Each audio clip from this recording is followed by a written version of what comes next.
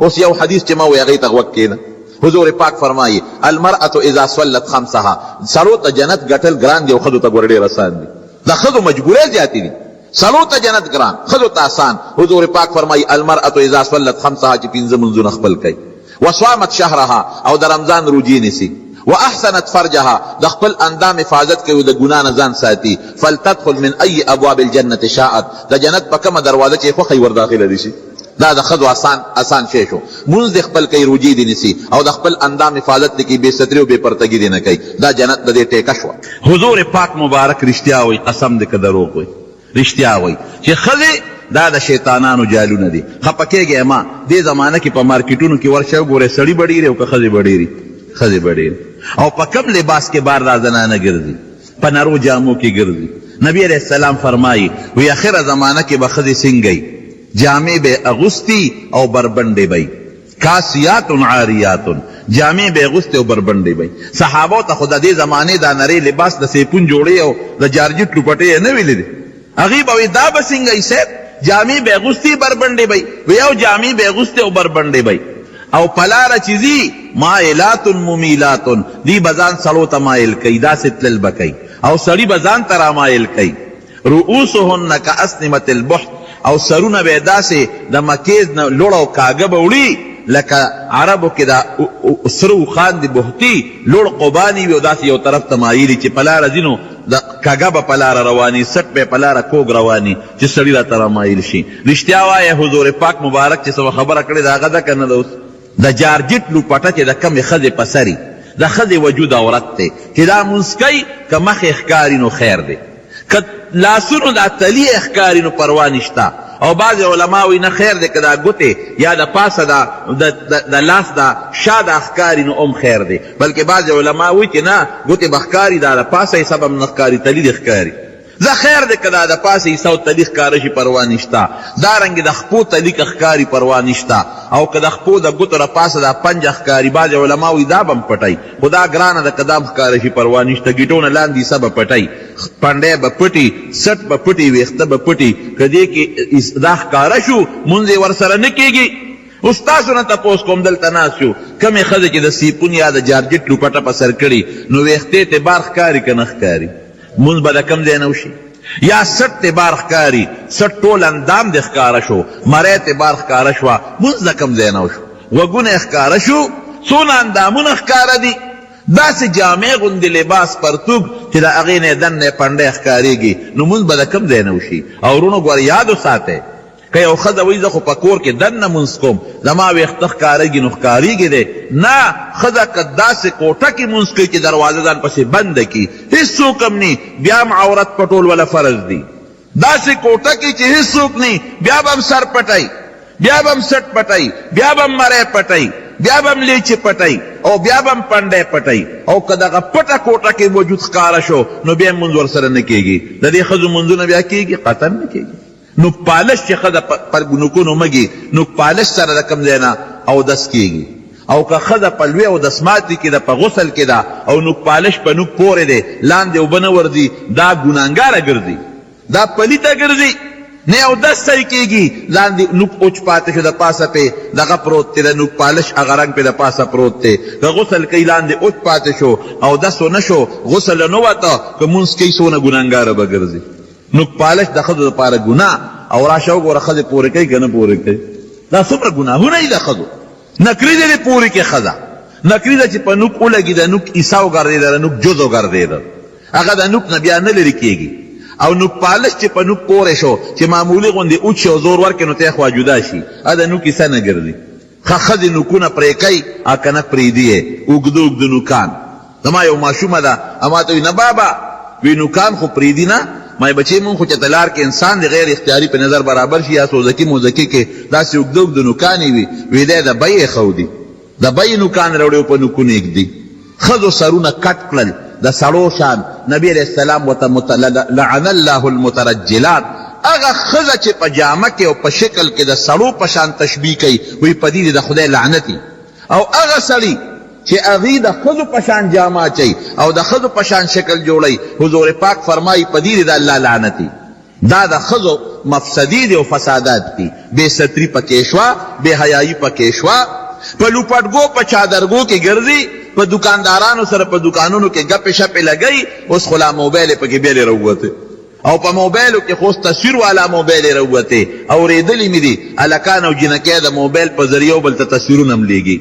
د خدای قهر او غضب به په دې وطن نه راځي. مونږ وایو خدایه معاف هم کې، نو په تشه دعا خو نه معاف کېږي چې کومه ګناه کې به هم پرېږدې که نه. ښځې هم د بې حیایۍ نه منې نه کړې، د بې سترۍ نه منې نه کړې، هلکانو سره د خبرو نه منې نه کړې، او سوال کوو چې خدای په موږ رحم وکړي، ګناه معاف کړي. د ګناه خو پرېږده نو بیا توبه وباسه.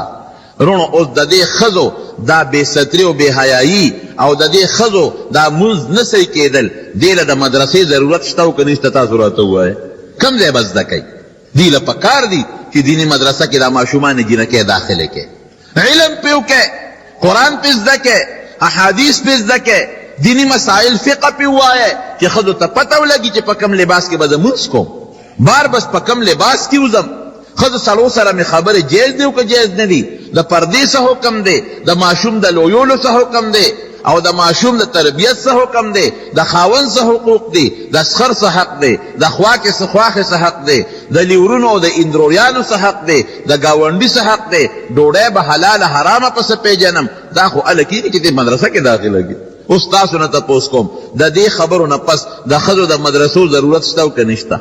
سړو چې څنګه د نبي علیه السلام نه علم زده کړی دی، حضرت ابو هریره رضی الله عنه، عبدالله بن مسعود رضی الله عنه، حضرت انس بن مالک رضی الله عنه، حضرت مغیره بن شعبه رضی الله عنه، دا صحابه کرامو دی د حضور پاک نه دین زده که، حدیث او قرآن او امت ورسو. دغه رنګې ښځو زده کړی. حضرت عایشه صدیقه رضی الله عنها، ابو هریره صاحب د 3000 او د 500 او د 401 احادیثو حافظ دی. د نبی علیہ السلام تقریبا 5,500 احادیث هغه یاد کړي دي، امت ته رسول دي. او عایشه بیبي د څونه احادیثو حافظه ده؟ 2210 احادیثه، نیم په نیم ورسره چلېدلې ده. 2210 احادیث حضرت عایشه صدیقه امت ته رسول دي. ممکن ده چې ډېر به ورته یادو، خو چې کوم امت ته رسېدلي هغه 2210 احادیث دي د حضور پاک نه. به او عمر یې څونه سړی حیران شو. عایشه بیبي نبی علیہ السلام چې کله وفات کېدل 13 کاله وه. نو علم چې څنګه سړو زده کړی دی، دغه رنګې ښځو هم زده کړی دی، عایشې بیبي هم زده کړی دی. یو ځل چا ورته ووایي زمونږ په دې وطن کې هم دا رواج دی چې خلک د اخترونو په منځ کې ودونه نه کوي. داسې ده که نشته؟ هلکه وایي اخترونو منځ کې واده مه کوئ، دا سپېره دی. دا د جاهلیت د زمانې خبره ده. هغه زمانه کې به هم په شوال کې چا واده نه کو. وی ولې؟ وی دا سپېره دی. عایشه بیبي وایي دا د جاهلیت رواج ختم کې. وی ګوره، وی زما واده نکاح په شوال کې شوی ده، وی واده مې په شوال کې شوی دی، د لوی اختر په میاشت کې د 2 اخترونو منځ کې مې نکاح هم شوی ده، واده هم شوی دی. نو وی زما نه بختوره ښځه بله کم ده. وی حضور پاک زما په کوټه کې دفن دی، د هغې په کوټه کې حضور پاک دفن دی. او وی حضور پاک زما په غېږ کې تسا ختلې ده، ډډه د عایشې بیبي سینې ته والې وه. وی سر مبارک زما سینې او زما زنې سره لګېدلی و چې د حضور پاک مبارک نه سو وتله. او وی دغه وخت سره حضور پاک مبارک بیمار و. نو زما رور راغی عبدالرحمن، هغه سره مسواک و. نو نبی علیہ السلام ډېر په شوق هغه مسواک ته وکتل. وی ما ورته وی چې صاحب مسواک ته م زړه کېږي مګې؟ وی سر مبارک یې وړقو. وی مسواک مې راواغېسته. وی مې چې صاحب وی چې غاښونو کې ومږه مسواک کلک و. وی مې چې صاحب درلی نرم کم نو سر مبارک یې وړقو. نو ما راواغېسته او په خپله خوله کې مې په غاښونو باندې پوره نرم کو. نو بیا مې حضور پاک مبارک له ورکو. نو هغې هغه مسواک ومږو. هغه مسواک یې لاس کې و چې روح مبارک یې لاړ. وی زما نه بختوره ښځه شته چې اخر وخت کې زما د حضور پاک مبارک لاړې خدای یو ځای کړي دي. شیخة الحدیث، دا حدیث لوی استاذه او د قرآن لوی استاذه او د لوی صحابه کرام استاذه عایشه بیبي دا په خپله فرمایي. یو ځل بیبیانې د حضور پاک مبارک خو ګڼې، نو چې خلکو ته خو پته وه چې د نبي علیه السلام د عایشې بیبي سره زیاته مینه ده، د اختیار نه بعد حضور پاک ټولو سره یو شان محبت ساته، خو عایشې سره غیر اختیاري مینه طبعي د بعض انسان زیات دی. بیبیانو ورته عایشې نبی علیہ السلام ته ووی چې تا له خلک ډالۍ او تحفه راوړي، هله راوړي چې تا عایشې بیبي کرې. نو دې خلکو ته اعلان وکړه چې زه کمې بیبي سره یم ماله تحفه رالیږې، یوازې عایشې بیبي سره چې یم یوازې هلته مه رالیږې. غږ یې ونه کړ. بیا دوی فاطمه رضی اللہ عنہ ته وی ته حضور پاک مبارک ته وایا چې خلکو ته اعلان وکړي ځکه چې د عائشې بیبي په کوټه کې نو خلک ډالۍ راوړي او چې نورو بیبیانو سره خلک نه رالیږي اعلان دی وکړي چې ټولو بیبیانو سره چې دیم رالیږي چې فاطمه رضی اللہ عنہ نبی علیہ السلام ته الوی نو حضور پاک ورته وی بچي لا توزینی فی عائشہ د عائشې په حق کې ما مخه پکوه قسم دی وی چې نورو بیبیانو سره زه چېرته ناست یم وحی نه راځي او عائشې بیبي سره چې زه په هغه څادر کې یوازې ملاست یم بیا هم جبریل راځي او وحی راوړي دا د هغې فضیلت او څونه هوښیاره وه یو ځل فاطمه رضی اللہ عنها ورسره ناسته وه اخو د حضور پاک لور ده چاوی ته غوره که فاطمه غوره ده رضی اللہ تعالی عنها حضرت فاطمه رضی اللہ عنها وی زه غوره یم عائشه بیبي ورته وی ولې وی زه ځکه غوره یم چې زه د پیغمبر علیه السلام د وجود ټکړه یم حضور پاک فرمایي فاطمه بزغه مني فاطمه زما د غوښې یو ټوټه ده فمن اغضبها فقد اغضبني چا چې هغه غوسه کړه نو زه یې غوسه کړم نو وی زه د حضور پاک د غوښې ټوټه یم نو زه غوره شم که نه شم ګوره دي هوښیارتوب ته وګوره دا ورته څه وی وی بېشک دا منم چې ته د حضور پاک د غوښې ټوټه بلکل منم په دې وجه ته ډېره خوښه او مونږ ته هم ګرانې او د الله هم خوښې او د حضور پاک هم خوښه وي خو په جنت کې به تا د علي صاحب لاس نیولې هغه سره به روانې او ما به د حضور پاک ګوته نیولې هغه سره به روانې دی څونه هوښیارتوب دی دی او نه وي چې ستا نه زه غوره یم وی جنت کې ځکه ښځې به په جنت کې د خپلو خاوندانو سره دا تاسو سره چې کمې ښځې دي په کورونو کې خدای دې مونږ او تاسو جنت ته سره د خپلو بیبیانو بوتلی کړي نو ستاسو دا بیبیانې د دنیا دا به د جنت د ښځو سردارانې وی څونه حورې چې بنده سره یي د هغې ټولو مشره به ستا د دنیا دا ښځه ما یو ځل ترجمه کې دا خبره کوله مې دا ښځې به جنت کې در سره یي یو سړی راته وي د دې بلاګانو نه مونږ جنت کې هم نه خلاصېږو مې دا بال ته بلاګانې ني دا بال ته خشتۍ ښکلې به او ستا بیبي به په جنت کې نو څونه ښکلی جواب ورکوي وی بېشک زه منم ستا فضیلت د حضور پاک مبارک لورې د هغه د غوښې ټوټی خو په جنت کې به د خپل خاون علي صاحب سره د هغه ګوته به دې ونیولي او زه په جنت کې د رسول الله مبارک سره یم د هغه ګوته به مې نیولي بیبیانې ډېرې هوښیارې وي امهات المؤمنین ورته وایي د مسلمانانو میندې النبي اولى بالمؤمنين من انفسهم وازواجه امهاتهم د پیغمبر بیبي دا د مسلمان مور درونو نو دین چې څنګه د صحابه کرامو سړو نه خور شوی دی دغه رنګ دین د بیبیانو نه هم خور دی عائشه بیبي وګوره حضرت ام سلمه رضی الله تعالی عنها وګوره حضرت میمونه رضی الله تعالی عنها وګوره دا رنګ نور ډیری بیبیانې دي ام سلیم رضی الله تعالی عنها دی د دین خدمت کړی دی او د حضور پاک مبارک نه حدیث د کړی دی او قرآن زده کړی دی او د قرآن او د حدیثو پوهه حاصله کړی ده او بیا د امت ته رسول ده یو ځل ښځو حضور پاک مبارک ته شکایت وکړو وی صاحب دین د نه ټولو سړو زده کو مونږ له یو ورځ مقرر کا چې په هغه ورځ مونږ درته راځو او مونږ ته دین ښیې حضور پاک مبارک ورته یو خاص ځای مقرر کو هلته به نبی علیه السلام راته او شریعت به یې ورته ښو قرآن او حدیث به یې ورته ښو رونو اوس د ښځو علم زده کول یا د ښځو دین زده کول د هغې دپاره ګورې یو څو شرطونه دي ابن عامدین شابی رحمت الله علیه په شامی کې لیکلی دي د سړو په شان نه دي دا شرطونه پکې شته ښځه که په کور کې علم زده کوي ډېره ښه خبره ده د کیسټ په ذریعه یا د لوډ سپیکر په ذریعه یا د ریډیو په ذریعه ترجمه وري یا د احادیثو درس ډېره ښه ده خو ښځه که بار ته وځي استاده ده او یا شاګرده ده هغې له یو څو شرطونه دي یو شرط پکې دا دی چې دا به په پرده کې وځي پرده کې به ځي دا یو شرط بې پردې به نه ځي دویم شرط پکې څه دی که سفر نږدې و لکه دروازې نه دروازې ته ځي اکثر دا زنانه په خپله محله کې د یو کوڅې نه بلې کوڅې ته ځي نو خیر دی که یوازې ځي یاره چې فتنه ني او که مزل زیاتو نو ذی رحم محرم هغه انسان به ورسره ځي چې هغه سره مستقل نکاح همیشه نه کېږي رور به ورسره ځي پلار به ورسره ځي زوی به ورسره ځي یا خپل خاوند به ورسره ځي د ماما زوی سره د ترور زوی سره د تره زوی سره لیور سره به نه ځي دا ګناه ده دریم څه دي دریم شرط دا چې کوم ځای کې دین زده کوي هلته به سړي نه اختلاط مع الرجال کو ایجوکیشن چې ورته وایي دا بني ځان له ښځې به سړي بني او څلورم د فتنې نه به امني که چرته پلاره ورته چا قتل یا فتنه ته جوړېده بیا به م نوځي چې دا څلور شرطونه یي نو ښځه د علم زده کولو دپاره او د علم د ښودنې دپاره د کور نه بهر وتې شي. زمانه داسې درونو چې د ښځو فتنې ډېرې زیاتې دي نو د دین نه خبرول پکار دي. زمانه داسې ده چې د ښځو مفاسد زیات دي، بربنډتوب زیات شو، بیدیني زیاته شوه او ښځې خو د سړو جالونه دي د شیطانانو، سړي پې ښکار کوي. نو پکار دی چې مونږ ښځو ته علم وښایو، دین ورته وښایو. دغه مدرسې د دین د حفاظت ځای نه دي. قرآن شریف کې رب العالمین فرمایي انا نحن نزلنا الذکر و انا له لحافظون. نو قرآن مونږ نازل کو، حفاظت پې مونږ کو. نو حفاظت په سړوم کېږي او په ښځوم کېږي. تابعینو کې سړو ته وګوره، ښځو ته وګوره. تبه تابعین کې سړو ته وګوره، ښځو ته وګوره. د دین یو لوی حصه خو د ښځو سره تعلق لري. ابا ښځې زده کوي او ښځو ته به ښایي. دغه رنګې حضور پاک فرمایي ندبر الله امرأ سمع مقالتي فحفظها ووعاها واداها كما سمعها. نو په دې نسونو کې د سړو ذکر کېږي، ښځې تابع وي. کم سړی او کمه ښځه چې د حضور پاک یو حدیث واوري او یادی کې او عمل پیو کې. نبی علیہ السلام فرمایي رب العالمین دی ولې د خوشحالی ژوند ورکړي، دعا ورته کوي.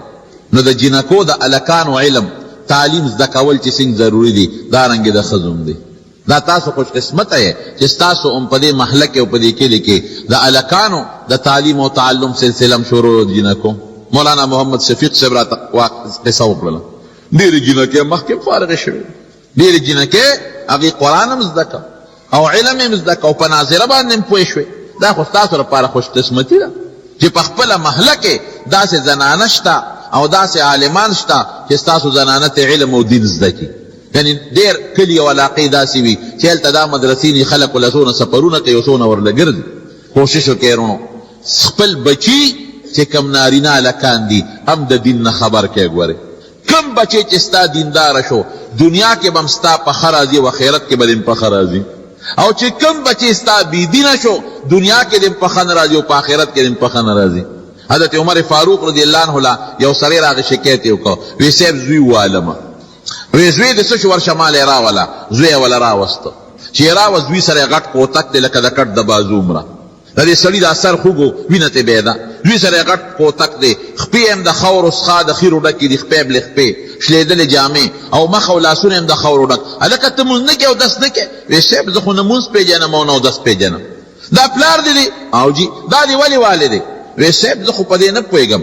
وی دا چې زه لوی شوم دې پلار دا کوتک هم راکړه او خره هم راکړل. وی زه بوزه او د خره سره وه په ځنګل کې، نو د خره به وزم کله شپې راځم او کله په دویمه درېیمه شپه راځم. د خره سره هم نه راته پلار مونځ خولی دی نه اودس خولی دی، دغه ځم او راځم ډوډۍ خورم او خره به وزم او خره سره. وی دا پلار دی ولې ووو؟ وی صاحب دا خره چې زما کله په جګړه شي دا بیا نه خلاصېږي، نو دې پلار راته چل خولی دی. وی چې داسې چل کوه چې نه خلاصېږي، دا کوتک اوچتوه او دا میان دی وله رابروه، نو دا خره به ولګي نو یو به یو خوا تښتي بل. نو زما دا خره چې کله په جګړه شي نو زه دا په منځ کې کوتک راوبرو. وی نوم دې څه دی؟ وی جعل ګونګټ ته وی ګونګټ ته. هلکه دا نوم دله چې اخې دی؟ وی دا مې د باباجي ښود دی. ظالمه تا دې زوی له جعل ګونګټ نوم ایښوده چې در پیغمبر د صحابي نوم د یاد نو چې دا نوم دې وله کېښوده. وی دغسې خرو وم یو خو تښتي بل. وی نن چې کور ته رالم بېبي او بابا مې په جګړه و، یو بل یې د ګریوان نه نیولي و، مور مې دې د ګیرې نه نیولې و، ده مې مور د ګریوان نه نیولې وه. چغې مې ووهلې چې مه کوئ جګړه مه کوئ، خوند یې نه کو. هغه خرو والا چل مې ورسره وکړ، کوتک مې اوچت کړې میان له مې راوبرو، د بدقسمتۍ نه مې د پلار کپه راولګېد. هغه عمر فاروق رضی الله عنه پلار ته ورته وایي وی دا نقصان ستا دی، تا دې راوستلې جومات ته مسجد نبوي ته، ده ته دې دا ویلي چې پلار څه ته وایي مور څه ته وایي، د پلار څه حق دی د مور څه حق دی. دغه ټول عمر پې خره سره مونځ او دستې ورته نه دی ښولی. نو څه غلطي ګورې زمونږ هم ده. مونږ له پکار چې خپلو بچو ته دین وښایو، قرآن ورته وښایو، احادیث ورته وښایو، د حضور پاک واقعات ورته ذکر کو، د صحابه او اخلاق او د هغې په واقعاتو خبر کو، دارنګې زنانه مونږ په دې خبر کو. دا انتهایی ضروري دی. دا به خبره کلکم راع وکلکم مسئول عن رعیته. تا نه به خدای د دې بچو نارینه او زنانو د دواړو تپوس کوي. دین دې ورته خولی دی که نه، مونځ دې ورته خولی دی که نه، پودس دې پرې کړي و که نه، لور دې پرده خولی وه که نه، د بې پردګۍ نه دې بچ کړی وه که نه، که دا دې کړي ښه که نه کړي عذاب ته ټینګېږه. دا شکر دی الحمدلله. خدای پاک د ستاسو د مدرسه کې چې دا جومات کې چې دا کمې مدرسې د هلکانو د جنکو دي دا د خدای پاک دواړه کامیابي کړي. او چې څوک د دې خدمت کې مولانا محمد شفیق صاحب او د ملګری قاری صاحب او دغه رنګ زنانه چې کوم استادان دي کوم نگرانان دي هغه د الله تعالی د دنیا او د آخرت خیرونه برکتونه ورکړي او تاسو دا محله او دا کلی دا د خدای پاک په دین باندې آباد کړي. گرانو محترم اوریدونکو شیخ الحدیث مولانا محمد ادریس صاحب په دې 372 نمبر کیسټ کې تاسو دا بیان مورد چې زنانو ته د علم ضرورت دا به تاسو ته پېښور ښار کې بیرون کچرې گیټ اشرف روډ سره فقیر خان ناصر خان کیسټ هاوس کې د ناصر خان او حیدر خان سره ملاویږي. د دین علاوه د شیخ الحدیث مولانا محمد ادریس صاحب د هر جمعې تقریر به هم تاسو ته د دې دکان نه ترلاسه کېدی شي.